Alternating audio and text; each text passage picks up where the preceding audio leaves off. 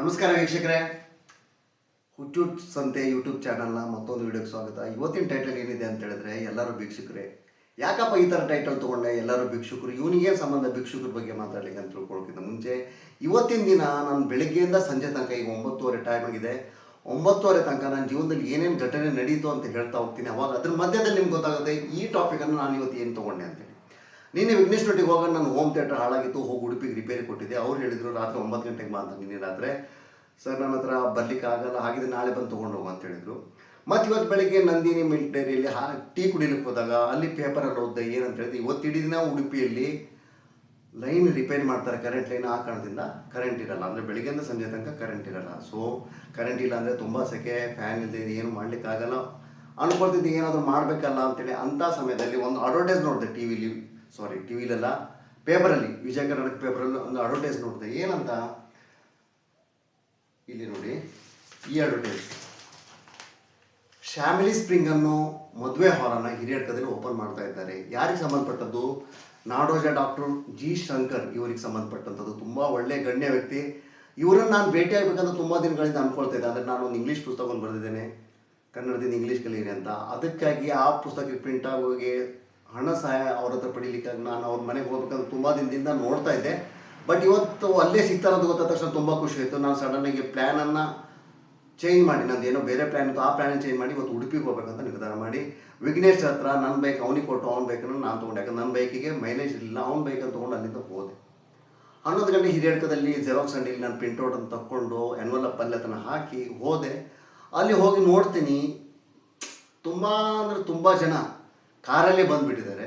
ನಂದು ಮಾತ್ರ ಬೈಕು, ಒಂದು 20-22 ಬೈಕ್ ಇದೆ, ಒಂದು 50-80 ಕಾರಿದೆ. ಸೊ ಅದನ್ನು ನೋಡಿದ ತಕ್ಷಣ ತುಂಬ ಶಾಕ್ ಆಯಿತು. ಏನಪ್ಪ ಎಲ್ಲರೂ ಶ್ರೀಮಂತರೇ, ನಾನು ನೋಡಿದ್ರೆ ಹೀಗೆ ಹೇಗೆ ಒಳಗೆ ಹೋಗೋದು ಅಂತ. ಆದರೂ ಧೈರ್ಯ ಮಾಡಿ ಒಳಗಡೆ ಹೋದೆ. ಸ್ವರ್ಗ ಸದೃಶವಾದ ಒಂದು ವಾತಾವರಣ, ಅಂದರೆ ಅತ್ಯುತ್ತಮವಾದ ವಾತಾವರಣ, ಒಳ್ಳೆ ಇಂಟೀರಿಯರ್ ಡೆಕೋರೇಷನ್ನು, ಫ್ಯಾಮಿಲಿ ಸ್ಪ್ರಿಂಗ್ ಅಂತ, ಸಾನ್ಯುಗ ಕನ್ವೆನ್ಷನ್ ಸೆಂಟರ್, ಶನಾಯ್ grand dining hall, family greens, open garden ಮತ್ತು ಸ್ಪ್ರಿಂಗ್ ಪ್ರೀಮಿಯಂ ರೂಮ್ಸ್ ಲಕ್ಸುರಿಯಸ್ ಆಗಿ ರೆಡಿ ಮಾಡಿದ್ದಾರೆ. ಇಂಟೀರಿಯರ್ ಅಂತೂ ತುಂಬ ಅಂದರೆ ತುಂಬ ಚೆನ್ನಾಗಿದೆ. ಒಳಗೆ ಹೋಗಿ ನೋಡ್ತೀನಿ, ತುಂಬ ಜನ ಅವರವ್ರ ಆಸನದಲ್ಲಿ ಕೂತ್ಕೊಂಡಿದ್ದಾರೆ. ಸ್ಟೇಜ್ ಮೇಲೆ ಇಂಡಿಯನ್ ಟ್ರೆಡಿಷನಲ್ ಭರತನಾಟ್ಯ ಮತ್ತು ಭಕ್ತಿಗೀತೆಗಳ ಒಂದು ಕಾಂಬಿನೇಷನ್, ಅಲ್ಲಿ ಒಂದು ಫಂಕ್ಷನ್ ಪ್ರೋಗ್ರಾಮ್ ನಡೀತಾ ಇತ್ತು. ಮತ್ತು ಇವರು ಸರು ಫಸ್ಟ್ ರೋ ಅಲ್ಲಿ, ಅಂದರೆ ಕುರ್ಚಿಯಲ್ಲಿ ಫಸ್ಟ್ ರೋ ಅಲ್ಲಿ ಕೂತ್ಕೊಂಡು ಬಂದಂಥ ಅತಿಥಿಗಳನ್ನು ಸ್ವಾಗತ ಮಾಡ್ತಾ, ಅವರಿಂದ ಗ್ರೀಟಿಂಗನ್ನು ಸ್ವೀಕರಿಸ್ತಾ ಅವ್ರಿಗೆ ಗ್ರೀಟ್ ಮಾಡ್ತಾಯಿದ್ರು. ತುಂಬ ಒಂದು ಅರ್ಧ ಗಂಟೆ ಕೂತ್ಕೊಂಡೆ ನಾನು. ಇಷ್ಟು ದೊಡ್ಡ ಶ್ರೀಮಂತರು, ಬಂದಂಥ ಗೆಸ್ಟ್ಗಳು ಕೂಡ ಶ್ರೀಮಂತರು, ಯಾವ ಥರ ವಾತಾವರಣ, ಇವರು ಯಾವ ಥರ ಇಂಟರ್ಯಾಕ್ಟ್ ಮಾಡ್ತಾರೆ, ಹೇಗೆ ಇವ್ರದ್ದು ನಡವಳಿಕೆ ಇರುತ್ತೆ ನೋಡೇ ಬಿಡೋಣ ಅಂತ ಒಂದು ಅರ್ಧ ಗಂಟೆ ಕೂತ್ಕೊಂಡೆ. ಆವಾಗ ಅರ್ಧ ಗಂಟೆ ಕೂತ್ಕೊಂಡಾಗ ಕೆಲವೊಂದು ನನಗೆ ಅನಿಸಿದ್ದು ಏನಂತ ಹೇಳಿದ್ರೆ, ಅದು ನನ್ನ ಅಭಿಪ್ರಾಯ ಇರ್ಬೋದು ಅಥವಾ ನನಗೆ ಆ ಥರ ಅನಿಸಿರ್ಬೋದು. ಏನು ಅನ್ನಿಸ್ತು ಅಂತ ಹೇಳಿದ್ರೆ, ಪ್ರತಿಯೊಬ್ಬರು ಬರ್ತಾಯಿದ್ರು. ಇವರಿಗೆ ಸರ್ಗೆ ಆಲ್ಮೋಸ್ಟ್ 70 ವರ್ಷಕ್ಕಿಂತ ಜಾಸ್ತಿ ಆಗಿದೆ ಮೋಸ್ಟ್ಲಿ. ತುಂಬ ಅಂದರೆ ತುಂಬ ಒಳ್ಳೆಯ ವ್ಯಕ್ತಿ ಅಂತ ಅನಿಸುತ್ತೆ. ಯಾಕಂದ್ರೆ ನಾನು ಯಾಕಂತ ಆಮೇಲೆ ಹೇಳ್ತೀನಿ ಹೇಗಂತೇಳಿ. ನಗುಮುಖದ ಜನ ಅಲ್ಲಿ ನೋಡಿದ ತಕ್ಷಣ ಪ್ರತಿಯೊಬ್ಬರನ್ನು, ಎಲ್ಲ ಜನ ಬರ್ತಿದ್ರು, ಫ್ಯಾಮಿಲಿ ಸಮೇತ ಬರ್ತಿದ್ರು, ಫ್ರೆಂಡ್ಸ್ ಒಟ್ಟಿಗೆ ಬರ್ತಿದ್ರು. ಬಂದ ತಕ್ಷಣ ಅವರೊಟ್ಟಿಗೆ ಕೂತ್ಕೊಂಡು ನಿಂತ್ಕೊಂಡು ಅವ್ರಿಗೆ ವಿಶ್ ಮಾಡ್ತಿದ್ರು. ಇವ್ರು ಕೂಡ ಅವ್ರಿಗೆ ವಾಪಸ್ ವಿಶ್ ಮಾಡಿ ತುಂಬ ಸಂತೋಷ ಆಯ್ತು ನೀವು ಬಂದಿದ್ದು, ಆ ಥರ ಎಲ್ಲ ಭಾವನೆಗಳನ್ನು ಅವ್ರು ವ್ಯಕ್ತಪಡಿಸಿ ಅವರನ್ನು ಡೈರೆಕ್ಟ್ ಊಟದ ಹಾಲಿಗೆ ಕಳಿಸ್ಕೊಡ್ತಿದ್ರು. ಸಮಯ 12 ಗಂಟೆ ಆಗಿತ್ತು. ಆದರೆ ನಾನು ಅಬ್ಸರ್ವ್ ಮಾಡಿದ್ದು ಏನಂತ ಹೇಳಿದ್ರೆ, ಬಂದಂಥ ಜನರಲ್ಲಿ ಎಲ್ಲರೂ ಹೆಚ್ಚಿನ ಅಂಶ ಅವ್ರಿಗೆ ಯಾರು ವಿಶ್ ಮಾಡ್ಲಿಕ್ಕೆ ಬಂದಿದ್ದಾರೋ ಪ್ರತಿಯೊಬ್ಬರು ಅವ್ರ ಕಾಲಿಗೆ ಮುಟ್ಟಿ ನಮಸ್ಕಾರ ಮಾಡ್ತಾ ಇದ್ದಾರೆ. ಅರ್ಥ ಮಾಡ್ಕೊಳ್ಳಿ ಈ ಪಾಯಿಂಟನ್ನು. ಪ್ರತಿಯೊಬ್ಬರು ಅಂದರೆ ಇವರು ತುಂಬ ಹಿರಿಯರೇ, ಗೌರವಾನ್ವಿತ ವ್ಯಕ್ತಿಗಳು. ಬಂದವರು ಕೂಡ ಅವರಷ್ಟು ಹಿರಿಯರಲ್ಲ, ಆದರೂ ಅವರು ಕೂಡ ಒಂದು ಸಮಾಜದಲ್ಲಿ ಸ್ಟೇಟಸ್ ಇರುವಂಥವ್ರು. ಅವರು ಇವರಿಗೆ ಗ್ರೀಟ್ ಮಾಡೋಕ್ಕಿಂತ ಮುಂಚೆ ಅವ್ರ ಕಾಲಿಗೆ ನಮಸ್ಕಾರ ಮಾಡಿ, ಆಮೇಲೆ ಶೇಕ್ ಹ್ಯಾಂಡ್ ಮಾಡಿ, ಆಮೇಲೆ ಫೋಟೋಗೆ ಫೋಸ್ ಕೊಡ್ತಾ ಇದ್ದಾರೆ. ಆವಾಗ ನನಗೆ ಸಡನ್ನಾಗಿ ನೆನಪಾಗಿದ್ದೇನಂತ ಹೇಳಿದ್ರೆ, ತೆಲುಗಿನ ಮಹಾನ್ ಲೇಖಕ ಯಣ್ಣಮೂರಿ ವೀರೇಂದ್ರನಾಥ್ ಒಂದು ಪುಸ್ತಕದಲ್ಲಿ ಒಂದು ವರ್ಣನೆ ಕೊಡ್ತಾರೆ. ಏನಂತ ಹೇಳಿದ್ರೆ, ಒಂದು ದಿನ ಅವರು ಹೈದರಾಬಾದ್ ರೈಲ್ವೆ ಸ್ಟೇಷನಲ್ಲಿ ನಿಂತಿರ್ತಾರೆ. ಆ ಸಮಯದಲ್ಲಿ ಒಬ್ಬ ಭಿಕ್ಷುಕನ ಯಾರೋ ಒಬ್ಬ ಅವ್ರ ಪಕ್ಕದಲ್ಲಿ ಬಂದು ನಿಂತ್ಕೊಳ್ತಾನೆ.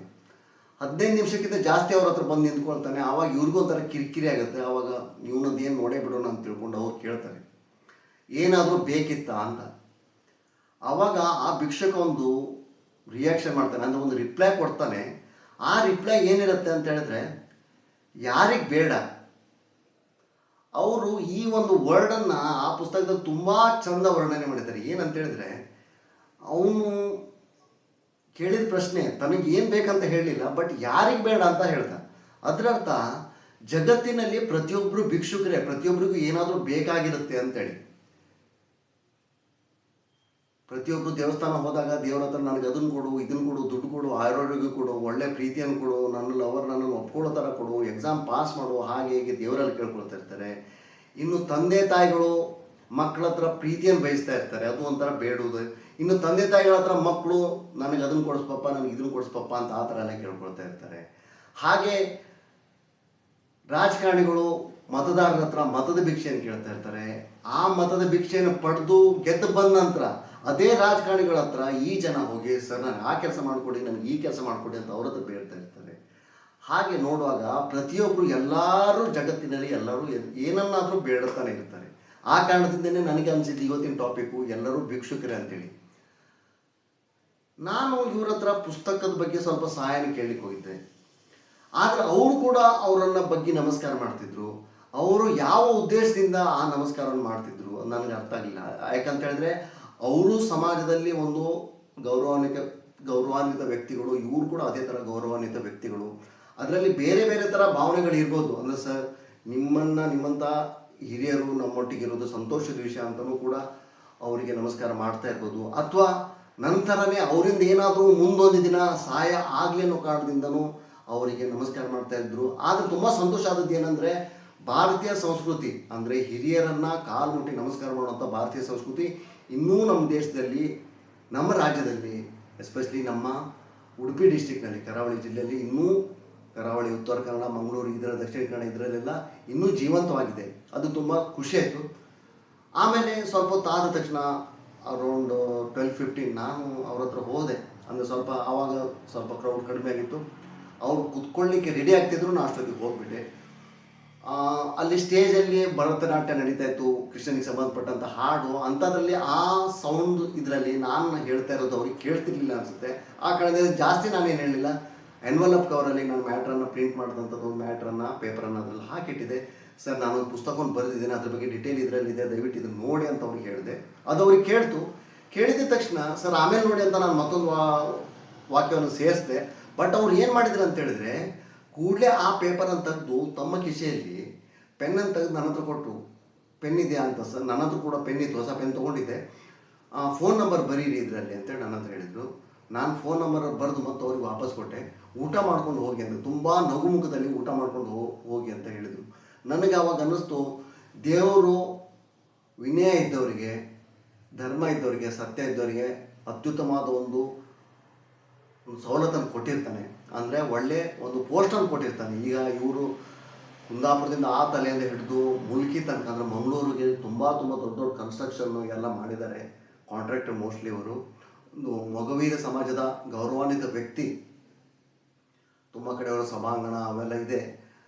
ದಿನ ಪೇಪರಲ್ಲಿ ಇವ್ರ ಬಗ್ಗೆ ನ್ಯೂಸ್ ಬರ್ತಾ ಇರುತ್ತೆ. ಅವಾಗ ಅಂದ್ಕೊಂಡೆ ನಾನು ಒಂದು ಆದರ್ಶ ಮೌಲ್ಯಯುತ ಜೀವನ ನಡೆಸೋ ವ್ಯಕ್ತಿ ಯಾವ ಥರ ಜನರಲ್ಲಿ ತಗ್ಗಿ ಬಗ್ಗೆ ನಡೆದು ವಿನಯ ಪ್ರದರ್ಶನ ಮಾಡ್ತಾನೆ ಅಂತ. ಆಮೇಲೆ ಊಟಕ್ಕೆ ಹೋದೆ. ಊಟ ಮಾಡ್ಕೊಂಡು ಆಮೇಲೆ ಅಲ್ಲಿಂದ ಕೃಷ್ಣ ಮಠಕ್ಕೆ ಹೋದೆ. ಕೃಷ್ಣ ಮಠಕ್ಕೆ ಹೋದಾಗ ಮತ್ತೆ ಅದೇ ಮಾತು ನೆನಪಾಯ್ತು ನನಗೆ. ಏನಂದರೆ, ನಾನಾ ವಿಧದ ಭಕ್ತರು, ಕೆಲವೊಬ್ಬರು ತೋರಿಕೆಗಾಗಿ ಬರುವಂಥವ್ರು, ಕೆಲವೊಬ್ಬರು ನಿಜವಾದ ಭಕ್ತಿಯನ್ನು ವ್ಯಕ್ತಪಡಿಸ್ಲಿಕ್ಕೆ ಬರುವಂಥವ್ರು, ಕೆಲವೊಬ್ಬರು ಟೂರಿಸ್ಟ್ಗಳು, ಅಂದರೆ ಬೇರೆ ಬೇರೆ ಊರಿಂದ ಬಂದಂಥ ಟೂರಿಸ್ಟ್ಗಳು. ಇದರಲ್ಲಿಯೂ ಭಕ್ತರು ಮತ್ತು ಅಭಕ್ತರು ಎರಡು ಥರ ಮಿಕ್ಸ್ ಆಗಿ ಬಂದು ಪ್ರತಿಯೊಬ್ಬರು ಜನ ಬೇರೆ ಬೇರೆ ಥರ ನಡವಳಿಕೆ, ವೇಷಭೂಷಣ ಅವೆಲ್ಲ ಮಾಡ್ತಾಯಿದ್ರು. ದೇವರ ಹತ್ರ ಕೇಳ್ಕೊಳ್ತಾ ಇದ್ರು, ಭಕ್ತಿಯಿಂದ ನಮಸ್ಕರಿಸ್ತಿದ್ರು. ಕೆಲವೊಬ್ಬರು ಅತಿರೇಕದ ಭಕ್ತಿಯನ್ನು ತೋರಿಸ್ಕೊಳ್ತಾ ಇದ್ರು. ಅತಿರೇಕದ ಭಕ್ತಿ ಅಂತ ಹೇಳಿದ್ರೆ ಅದು ಅವ್ರವ್ರ ಭಕ್ತಿ ಅವ್ರವ್ರಿಗೆ ಸಂಬಂಧಪಟ್ಟಂಥದ್ದು. ಕೆಲವೊಬ್ಬರು ವಿನಯದಿಂದ ಭಕ್ತಿಯಿಂದ ಕೂತ್ಕೊಂಡು ದೇವರ ನಮಸ್ಕಾರವನ್ನು, ನಾಮಸ್ಮರಣೆಯನ್ನು ಮಾಡ್ತಾಯಿದ್ರು. ಆವಾಗ ಅಂದ್ಕೊಂಡೆ, ಸೇಮ್ ಅದೇ ರಿಪೀಟ್ ಆಯಿತು. ಎಲ್ಲರೂ ಪ್ರತಿಯೊಬ್ಬರು ಏನಾದರೂ ಬೇಡ್ತಾನೆ ಇರ್ತಾರೆ, ಏನಾದರೂ ಬಯಸ್ತಾನೆ ಇರ್ತಾರೆ. ಇಲ್ಲಿ ಬೇಡ್ತಾ ಇರ್ತಾರೆ ಅನ್ನೋಕ್ಕಿಂತ ಬಯಸ್ತಾ ಇರ್ತಾರೆ ಅನ್ನೋ ವಾಕ್ಯನೇ ಕರೆಕ್ಟ್ ಆಗುತ್ತೆ ಪದ. ಸೊ ಖುಷಿ ಆಯಿತು, ದೇವರನ್ನು ನಂಬ್ಕೊಂಡು ಬಂದಂಥ ಜನನೂ ಇದ್ದಾರಲ್ಲ ಅಂಥೇಳಿ. ಅಲ್ಲಿಂದ ಆಮೇಲೆ ಮತ್ತೊಂದು ಸ್ವಲ್ಪ ಮಲ್ಪೆಗೆ ಹೋಗ್ಬೇಕು ಅನ್ನಿಸ್ತು. ಹಿಂದಿನ ದಿನ ಕೂಡ ಹೋಗಿದೆ, ಮತ್ತೆ ಮಲ್ಪೆ ಹೋಗೋಣ ಅನ್ನಿಸ್ತು. ಬೈಕಲ್ಲಿ ಮತ್ತೆ ಪೆಟ್ರೋಲ್ ಹಾಕಿ ಸೀದಾ ಮಲ್ಪೆ ಕಡೆ ಹೋದೆ. ಅದಕ್ಕಿಂತ ಮುಂಚೆ ಒಂದು ಪ್ಲೇಟ್ ಮೆಣಸಿನ ಬಜೆ ಪಾರ್ಸಲ್ ತೊಗೊಂಡು ಒಂದು ಚಹಾ ಕುಡಿದು, ನೀರಿನ ಬಟ್ಲೆ ಆಲ್ರೆಡಿ ನನ್ನ ಹತ್ರ ಇತ್ತು. ಅಲ್ಲಿಂದ ಸೀದಾ ಮಲ್ಪೆಗೆ ಹೋದೆ. ಈ ಕಡೆಯಿಂದ ಹೋಗುವಾಗ ಅಂದರೆ ಬಂದರ ಕಡೆಯಿಂದ ಹೋಗುವಾಗ ಅಲ್ಲಿ ಒಂದು ಕೊಚ್ಚಿನ್ ಶಿಪ್ ಯಾರ್ಡ್ ಅಂತಿದೆ, ಅಲ್ಲಿ ದೊಡ್ಡ ಹಡಗನ್ನು ರೆಡಿ ಮಾಡ್ತಾರೆ. ಆ ಕಡೆಯಿಂದ ಒಳಗಡೆ ಬರುವಾಗ ಆ ಕಡೆ ವ್ಯೂ ಪಾಯಿಂಟ್ ಇದೆ, ಅಂದರೆ ಸಮುದ್ರದಲ್ಲಿ ಒಂದು ದಾರಿಯನ್ನು ಮಾಡಿದ್ದಾರೆ, ವಾಕೇಬಲ್ ಡಿಸ್ಟೆನ್ಸು ಒಂದು 100-200 ಮೀಟ್ರು. ಅಲ್ಲಿಂದ ಸೀದಾ ಒಳಗಡೆ ಬರೋ ಹೊತ್ತಿಗೆ ಅಲ್ಲಿ ಒಂದು ವಿಠ್ಠಲ ಮತ್ತು ರುಕ್ಮಾಯಿ ಮಂದಿರ ಇದೆ. ಪ್ರತಿ ಸತಿ ಹೋದಾಗ ಅಲ್ಲಿ ಹೋಗ್ತೀನಿ. ಮೊನ್ನೆ ಜಗ್ಗೋರಟ್ಟಿಗೆ ಕೂಡ ಅಲ್ಲಿಗೆ ಹೋಗಿದ್ದೆ. ಈಗ ಅವತ್ತು ಅಲ್ಲಿ ಹೋಗ್ಲಿಕ್ಕೆ ಮನಸ್ಸಾಗಲಿಲ್ಲ, ಯಾಕಂದ್ರೆ ಆಲ್ರೆಡಿ ಕೃಷ್ಣನನ್ನು ನೋಡಿದ್ದೆ. ಮತ್ತೊಂದು ಸತಿ ಹೋಗುವಾಗ ಹೋದ್ರಾಯ್ತು ಅಂತೇಳಿ ಸೀದಾ ಅದನ್ನು ತೊಗೊಂಡೋಗಿ ಬೀಚ್ ಮೇಲೆ ಕೂತ್ಕೊಂಡು, ಅಂದರೆ ಬೀಚಲ್ಲಿ ಕಲ್ಲುಗಳನ್ನು ಹಾಕಿದ್ದಾರೆ, ದೊಡ್ಡ ದೊಡ್ಡ ಕಲ್ಲು ಬಂಡೆಗಳನ್ನು, ಅಲ್ಲಿ ಮೇಲೆ ಕೂತ್ಕೊಂಡು ಒಂದು ವಾಟ್ಸಪ್ ಸ್ಟೇಟಸನ್ನು ಹಾಕಿದೆ. ಏನಂತ ಹೇಳಿದ್ರೆ, ಮೆಣಸಿನ ಬಜ್ಜಿ, ನೀರು ಪ್ಲಸ್ ನನ್ನ ಇಯರ್ಫೋನು. ಕ್ಯಾಪ್ಷನ್ ಏನಿತ್ತು ಅಂತ ಹೇಳಿದ್ರೆ, ಮೆಣಸು ಬಜೆ, ವಾಟರ್ ಪ್ಲಸ್ ಮಲ್ಪೆ ಬೀಚ್ ಮತ್ತು ವಿಡಿಯೋ ಎಡಿಟಿಂಗ್ ಅಂತ. ಸೆಕೆಂಡ್ ಸ್ಟೇಟಸ್ ಹಾಕಿದ್ರೆ ಸುತ್ತಮುತ್ತ ಇರೋ ವಿಡಿಯೋಗಳನ್ನು ತೋರಿಸಿ ಜನರಿಗೆ. ಕೂಡಲೇ ಮೊಬೈಲನ್ನು ಏರೋಪ್ಲೇನ್ ಮನೆಗೆ ಹಾಕ್ತೆ. ಯಾಕಂತೇಳಿ ನನಗೆ ಗೊತ್ತಿತ್ತು ಯಾರ್ದಾದ್ರೂ ಕಾಲ್ ಬಂದೇ ಬರುತ್ತೆ ಅಂಥೇಳಿ. ಈ ವಿಡಿಯೋನ ನನ್ನ ಸ್ಟೇಟಸನ್ನು ನೋಡಿದ ತಕ್ಷಣ ನಾನಾ ಜನರಿಗೆ ನಾನಾ ಥರದ ಆಲೋಚನೆಗಳು ಬರುತ್ತೆ. ನನ್ನ ಫ್ರೆಂಡ್ಸಿಗೆ, ಈ ಕೆಲವೊಬ್ಬರಿಗೆ ಸಾಲ ಕೊಟ್ಟೋದ್ರೆ ಯಾರು ಭಟ್ಕಳದ ಗಣಪತಿ ನನಗೆ ಅನ್ಸುತ್ತೆ, ಈ ನನ್ನ ಮಗ 250 ರೂಪಾಯಿ ನಾನು ಕೊಡೋದಿದ್ದು ಕೂಡ ಎಲ್ಲೆಲ್ಲೇ ತಿರುಗಿ ಮಜಾ ಮಾಡ್ತಾ ಇದ್ದಾನೆ, ನಾನು 250 ರೂಪಾಯಿ ಕೊಡ್ತಾ ಇಲ್ಲ ಅಂತೇಳಿ. ಈ ಥರ ಬೇರೆ ಬೇರೆ ಜನರಿಗೆ ಬೇರೆ ಬೇರೆ ಥರ ಆಲೋಚನೆಗಳೆಲ್ಲ ಬರುತ್ತೆ. ಈ ಥರ ಆಲೋಚನೆ ಬಂದ ತಕ್ಷಣ ಕೂಡಲೇ ನನಗೆ ಕಾಲ್ ಮಾಡ್ತಾರೆ ಅನ್ನೋ ಕಾರಣದಿಂದ ನಾನೇನು ಮಾಡಿದೆ, ಮೊಬೈಲನ್ನು ಏರೋಪ್ಲೇನ್ ಮೋಡಾಗಿ ಇಟ್ಕೊಂಡೆ. ಆಮೇಲೆ ಸ್ವಲ್ಪ ವೀಡಿಯೋ ಎಡಿಟ್ ಮಾಡಲಿಕ್ಕೆ ಹೋದೆ. ಸ್ವಲ್ಪ ಅದು ಸರಿಯಾಗಿ ವರ್ಕ್ ಆಗಲಿಲ್ಲ, ಹಾಗಾಗಿ ಎದ್ದು ಬಂದೆ. ಸ್ವಲ್ಪ ಆ ಕಡೆ ಹೋಗಿ ನೋಡುವಾಗ ಕೆಲವೊಬ್ಬರದ್ದು ಜೀವನ ಶೈಲಿ ಅದನ್ನು ನೋಡಿದೆ. ಏನು ಅನಿಸುತ್ತಂದರೆ, ಒಬ್ಬರ ಜೀವನ ಶೈಲಿ ಬೋಟಿಂಗಾಗಿ ಹೋಗೋರು, ಅಂದರೆ ಟ್ರಾವೆಲ್ ಮಾಡಲಿಕ್ಕೆ, ಟ್ರಿಪ್ ಮಾಡಲಿಕ್ಕೆ ಬಂದಂಥವ್ರು ಬೋಟಿಂಗಾಗಿ ಹೋಗೋರು, ಸಮುದ್ರದಲ್ಲಿ ಹೋಗ್ತಾಯಿದ್ರು. ಅದೇ ಪಕ್ಕದಲ್ಲಿ ಮೀನುಗಾರಿಕೆ ಮಾಡಲಿಕ್ಕೆ ಬೋಟಲ್ಲಿ ಹೋಗ್ತಾ ಇರುವಂಥವ್ರು. ಅದರ ಹಿಂದೆ ಕೊಚ್ಚಿನ್ ಶಿಪ್ಪಾರ್ಡಲ್ಲಿ 6 ಗಂಟೆಗೆ ತಮ್ಮ ಡ್ಯೂಟಿಯನ್ನು ಮುಗಿಸ್ಕೊಂಡು ತಲೆ ಮೇಲೆ ಟೊಪ್ಪಿ ಮೈ ತುಂಬ ಕೊಳೆಯನ್ನು ಮಾಡ್ಕೊಂಡು ಬಂದಂಥ ಒಂದು ಕಾರ್ಮಿಕ ವರ್ಗ. ಅದರ ಪಕ್ಕದಲ್ಲೇ ಕ್ರಿಕೆಟನ್ನು ಆಡ್ತಾ ಇರೋವಂಥ ಒಂದು ಸಣ್ಣ ಮಕ್ಕಳ ಗುಂಪು, ವಾಲಿಬಾಲ್ ಆಡ್ತಾ ಇರುವಂಥ ಮಕ್ಕಳ ಗುಂಪು, ಫ್ರೆಂಡ್ಸ್ ಒಟ್ಟಿಗೆ ಮಾತಾಡ್ತಾ ಕುತ್ಕೊಂಡಂಥ ಒಂದು ಗುಂಪು, ಲವರ್ಸ್ ಒಟ್ಟಿಗೆ ತಿರುಗಾಡ್ತಾ ಇರುವಂಥ ಒಂದು ಗುಂಪು, ಬೀಚಲ್ಲಿ ಈಜಾಡ್ತಾ ಇರುವಂಥ, ಸಮುದ್ರ ಸ್ನಾನ ಮಾಡ್ತಾ ಇರುವಂಥ ಒಂದು ಗುಂಪು, ಅವರನ್ನು ಕಾಯ್ಲಿಕ್ಕೆ ಇರುವಂಥ ಮಲ್ಪೆ ಲೈಫ್ ಗಾರ್ಡ್ ಇವರದ್ದೊಂದು ಗುಂಪು, ದೂರದಲ್ಲಿ 1-2 ಜನ ಪೊಲೀಸರು, ಮೀನನ್ನು ಮಾರ್ತಾ ಇರೋರು ಒಂದು ಕಡೆ, ಮೀನನ್ನು ತಿಂತಾ ಇರೋರು ಒಂದು ಕಡೆ, ಫಾಸ್ಟ್ ಫುಡ್ಡನ್ನು ಮಾರ್ತಾ ಇರೋರು ಒಂದು ಕಡೆ, ಫಾಸ್ಟ್ ಫುಡ್ಡನ್ನು ತಿಂತಾ ಇರೋರು ಒಂದು ಕಡೆ. ಹೀಗೆ ನಾನಾ ವಿಧವಾದ ಜಗತ್ತಿನ ಜನರನ್ನು ನೋಡಿ ಒಂಥರ ಖುಷಿಯಾಯಿತು. ಆಮೇಲೆ ಅಲ್ಲಿ ಏನಾಯ್ತು ಅಂದರೆ, ಕೆಲವೊಂದು ಸತಿ ಈ ಡ್ರೆಸ್ ಸೆನ್ಸು ಕೆಲವೊಬ್ಬರಿಗೆ ಸರಿ ಇರಲಿಲ್ಲ. ಆದರೆ ನನಗೆ ಯಾರೋ ಹೇಳಿದರು, you don't have right to comment on our dresses. ನಮ್ಮ ಡ್ರೆಸ್ ಬಗ್ಗೆ ನಿಮಗೆ ಕಮೆಂಟ್ ಮಾಡೋ ಅಧಿಕಾರ ಇಲ್ಲ ಅಂಥೇಳಿ. ಓಕೆ, ಸರಿ, ನಿಮ್ಮ ಇಷ್ಟ ಬಂದಂಥ ಡ್ರೆಸ್ಸನ್ನು ನೀವು ಹಾಕ್ತೀರಿ, ಓಕೆ, ನೋ ಪ್ರಾಬ್ಲಮ್. ಆದರೆ ಸಮಸ್ಯೆ ಏನಂತೇಳಿ ನಾನು ನೆಕ್ಸ್ಟ್ ಹೇಳ್ತೀನಿ. ಕೆಲವೇ ನಿಮಿಷಗಳಲ್ಲಿ ಸಮಸ್ಯೆ ಏನಂತ ಹೇಳ್ತೀನಿ. ಇದೆಲ್ಲ ನೋಡಿ ನಾನು ವಾಪಸ್ ಅಲ್ಲಿಂದ ಹೊರಟು ಬಂದೆ. ಬಟ್ ಒಂದು ಖುಷಿಯಾಗಿದ್ದು ಏನಂತ ಹೇಳಿದ್ರೆ, ಒಂದು 50-60 ವರ್ಷ ಆದಂಥ 2 ಜನ ನನ್ನ ಪಕ್ಕದಲ್ಲೇ ಕೂತ್ಕೊಂಡು ಮಾತಾಡ್ತಾ ಇದ್ರು ತುಳುವಿನಲ್ಲಿ. ಆಮೇಲೆ ಅವ್ರ ಹಿಂದ್ಗಡೆ ತುಂಬ ನಾಯಿಗಳು ಬಂದು ಅವರು ಪಾರ್ಲೇಜಿ ಬಿಸ್ಕಿಟನ್ನು ತೆಗೆದು ಆ ನಾಯಿಗಳಿಗೆ ಹಾಕಿದರು. ನನಗೆ ಯಾಕೆ ಖುಷಿ ಆಯಿತು ಅಂತ ಹೇಳಿದ್ರೆ, ಅಲ್ಲಿ ಯಾವುದೋ ಅಂಗಡಿ ಇರಲಿಲ್ಲ, ಮುದ್ದಾಮ್ ಅವರು ನಾಯಿಗಳಿಗೆ ಹಾಕ್ಲಿಕ್ಕಾಗಿಯೇ ಪಾರ್ಲೇಜಿ ಬಿಸ್ಕಿಟನ್ನು ತಂದಿದ್ರು. ಇದನ್ನು ನೋಡಿ ತುಂಬ ಖುಷಿ ಆಯಿತು. ಮಾನವೀಯತೆ ಇನ್ನೂ ಜೀವಂತ ಇದೆ, ದೇಶದಲ್ಲಿ ಮಾನವೀಯತೆ ಇನ್ನೂ ತುಂಬ ಜೀವಂತ ಇದೆ.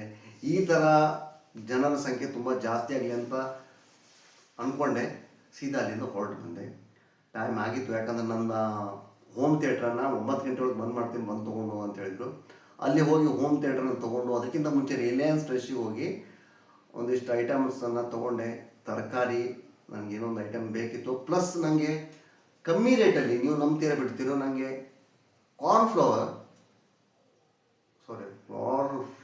ಕಾರ್ನು ನನಗೆ 6 ರೂಪಾಯಿ ಒಂದು ಪೀಸ್ ಹಂಗೆ ಸಿಕ್ತು. ಯಾಕಂದರೆ ಸ್ವಲ್ಪ ಬಾಡಿತ್ತು, ಆ ಕಾರಣದಿಂದ ಅವರು ಅದನ್ನು 20 ರೂಪಾಯಿ ಪೀಸಲ್ಲಿ ಮೊನ್ನೆ 20 ರೂಪಾಯಿ ಕೊಡ್ತಿದ್ದೆ. ಅದೇ ಕಾರ್ನನ್ನು ನಾನು 6 ರೂಪಾಯಿದಂಗೆ 5 ಪೀಸ್ ತೊಗೊಂಡು ಬಂದೆ. ಒಂದು ಸ್ನಾನ ಟವೆಲ್ ಬೇಕಿತ್ತು, ಅದನ್ನು ತೊಗೊಂಡು ಬಂದೆ. ಈಗ ಮೇನ್ ಮ್ಯಾಟ್ರಿಗೆ ಬರ್ತೀನಿ. ಮೇನ್ ಮ್ಯಾಟ್ರಿಗೆ ಏನಂತ ಹೇಳಿದ್ರೆ, ಅಲ್ಲಿಂದ ಹೊರಗೆ ಬರುವಾಗ, ರಿಲಯನ್ಸ್ ಫ್ರೆಶಿಂದ ಹೊರಗೆ ಬರುವಾಗ ಕೆಲವೊಂದು ಹುಡುಗಿರ ಡ್ರೆಸ್ಸನ್ನು ನೋಡಿದೆ. ಮನಸ್ಸಿಗೆ ಸ್ವಲ್ಪ ಕಸಿವಿಸಿ ಅನ್ನಿಸ್ತು ನನಗೆ. ಮತ್ತೊಬ್ರು ಹೇಳಿದ್ರಲ್ಲ, ನಿಮಗೆ ಬಟ್ಟೆ ಬಗ್ಗೆ ಕಮೆಂಟ್ ಮಾಡ್ಲಿಕ್ಕೆ ಅಧಿಕಾರ ಇಲ್ಲ ಅಂತೇಳಿ ನನ್ನ ಪಾಟಿಗೆ ನಾನು ಸುಮ್ಮನೆ ಅದ್ರ ಬಗ್ಗೆ ಆಲೋಚನೆ ಮಾಡ್ತೆ ಮತ್ತು ವಾಪಸ್ ಬಂದೆ. ಆದರೆ ಮಣಿಪಾಲಲ್ಲಿ ಒಂದು ಟೀ ಕುಡಿಬೇಕಂತ ಮಣಿಪಾಲಲ್ಲಿ ಸರ್ಕಲ್, ಟೈಗರ್ ಸರ್ಕಲಿಂದ ಒಳಗಡೆ DC ಆಫೀಸ್ ಹೋಗೋ ರೋಡಲ್ಲಿ ನೋಡುವಾಗ ಅಲ್ಲಿ ಮಣಿಪಾಲ್ MIT ಸ್ಟೂಡೆಂಟ್ಸ್ ಅವರು ಹಾಕಿರುವಂಥ ಡ್ರೆಸ್ಗಳನ್ನು ನೋಡಿ ನನಗೆ ಯಾವ ಥರ ಭಾವನೆಯನ್ನು ವ್ಯಕ್ತಪಡಿಸ್ಬೇಕಂತಾನೆ ಆಗಲಿಲ್ಲ. ಯಾಕಂತ ಹೇಳಿದ್ರೆ ಫಾರಿನ್ ಥರ ಡ್ರೆಸ್ಸನ್ನು ಹಾಕಿ, ಅಂದರೆ ತುಂಬ ಶಾರ್ಟ್ ಆಗಿರುವಂಥ ಡ್ರೆಸ್ ಹಾಕಿ ತಮ್ಮ ದೇಹ ಸೌಂದರ್ಯವನ್ನು ತೋರಿಸುವಂಥ ಒಂದು ಕೆಲಸವನ್ನು ಅವರು ಮಾಡ್ತಿದ್ದಾರೆ. ಬಟ್ ಅದು ಅವರ ಪರ್ಸನಲ್ ಅಧಿಕಾರ, ಯಾವ ಥರ ಡ್ರೆಸ್ ಬೇಕಾದ್ರೆ ಹಾಕ್ಬೋದು.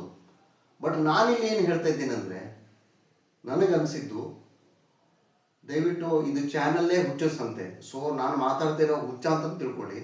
ಹುಚ್ಚ ತನಗೆ ಮನಸ್ಸಿಗೆ ಬಂದಂಗೆ ಮಾತಾಡ್ತಾನೆ. ನಾನಿಲ್ಲಿ ಹರಟೆ ಅನ್ನೋ ಥರ ಮಾತಾಡ್ತಿದ್ದೇನೆ. ಅಂದರೆ ಕನ್ನಡ ಸಾಹಿತ್ಯದಲ್ಲಿ ಒಂದು ಹರಟೆ ಅನ್ನೋ ಒಂದು ಪದ ಇದೆ. ಹರಟೆ ಅಂತ ಹೇಳಿದ್ರೆ ಮಾತನ್ನು ಆಡ್ತಾ ಇರೋದು, ಒಂದು ಯಾವುದಾದ್ರೂ ಟಾಪಿಕನ್ನು ಮಾತಾಡ್ತಾ ಇರೋದು. ಸೊ ನನಗೆ ಮನಸ್ಸು ಬಂದಂಥ ಟಾಪಿಕನ್ನು ನಾನಿಲ್ಲಿ ಮಾತಾಡ್ತಾ ಇದ್ದೀನಿ. ಈ ಡ್ರೆಸ್ಸನ್ನು ನೋಡಿ ನನಗೆ ಏನು ಅನಿಸಿದೆ ಅಂದರೆ, ಇವ್ರು ಈ ಥರ ಡ್ರೆಸ್ಸನ್ನು ಹಾಕಬಾರ್ದಲ್ಲ ಅಂತ. ಯಾಕೆ ಕಾರಣ ಹೇಳ್ತೀನಿ. ನಮ್ಮ ಭಾರತೀಯ ಸಂಸ್ಕೃತಿಯಲ್ಲಿ ಹೆಣ್ಣನ್ನು ನಾವು ತಾಯಿ ಅಂತ ಗೌರವಿಸ್ತೀವಿ. ಯಾವುದೇ ಸಹೋದರಿ ಇದ್ದರೂ ಅವಳನ್ನು, ಆ ಹೆಣ್ಣನ್ನು ನಾವು ದೇವಿ ಅಥವಾ ತಾಯಿ ಅಂತ ಗೌರವಿಸ್ತೀವಿ. ಆ ದೇವಿನ ನಾವು ಅರೆಬೆತ್ತಲೆಯಾಗಿ ನೋಡಲಿಕ್ಕೆ ಇಷ್ಟಪಡಲ್ಲ. ಯಾವುದೇ ದೇವಿ, ಲಕ್ಷ್ಮಿ, ಸರಸ್ವತಿ, ದುರ್ಗೆ ದೇವಿ, ಈ ಥರ ದೇವಿಯರನ್ನು ನಾವು ಅರೆಬೆತ್ತಲೆಯಾಗಿ ನೋಡಲಿಕ್ಕೆ ಇಷ್ಟಪಡಲ್ಲ. ಇದು ನಿಮಗೆ ಅರ್ಥ ಆಯ್ತು ಅಂದ್ಕೊಳ್ತೀನಿ ನಾನು ಈ ಪದವನ್ನು ಯಾಕೆ ಹೇಳಿದೆ ಅಂತ. ನಮಸ್ಕಾರ.